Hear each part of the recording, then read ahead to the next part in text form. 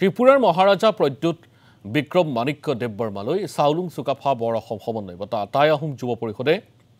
প্ৰদ্যুৎ বিক্ৰম মাণিক্য দেৱবৰ্মাক প্ৰদান কৰিব এই বঁটা মৰাণত 30 নৱেম্বৰৰ পৰা অনুষ্ঠিত হ'ব কেন্দ্ৰীয় চুকাফা দিৱস এই অনুষ্ঠানতে ত্ৰিপুৰাৰ মহাৰাজাগৰাকীক প্ৰদান কৰা হ'ব এই বঁটা মৰাণৰ তিলৈনগৰ গ্ৰাম্য বজাৰৰ চাউলুং চুকাফা সমন্বয় ক্ষেত্ৰত ইতিমধ্যে প্ৰস্তুতি সম্পূৰ্ণ কৰিছে আয়োজক কমিটিয়ে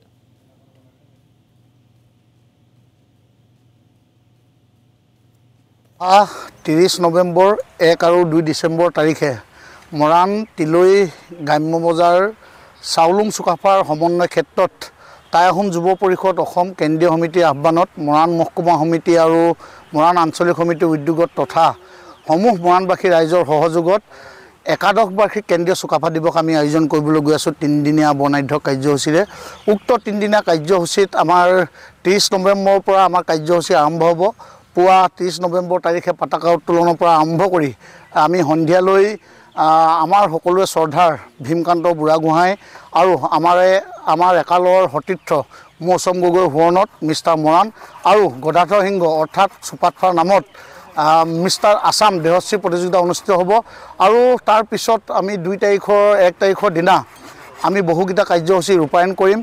আৰু 2 তাৰিখৰ দিনা আমাৰ মূল কাৰ্যসূচী আছে আমাৰ মূলত আছে 12 ৰহণীয়া সাংস্কৃতিক শোভাযাত্ৰা তাৰ পিছতে আছে আমি এটা বঁটা যিটো বঁটা আমি একাধিক্ৰমে আমি দি আহিছোঁ এইবাৰ তৃতীয় বাৰ্ষিকত এই বঁটাটিয়ে ভৰি দিছে এই বঁটাটি এইবাৰ আমি প্ৰদান কৰিম ত্ৰিপুৰাৰ ৰজা ত্ৰিপুৰা মুঠাৰ চিফ বিক্ৰম দেৱক আমাৰ প্ৰদ্যুৎ বিক্ৰম দেৱবৰ্মা সকলোৱে চিনি পায় তেখেতক আমি এই বঁটাটি আমি বিভূষিত কৰিম আৰু এই বঁটা যি অনুষ্ঠিত হ'ব এই অনুষ্ঠানত অসমৰ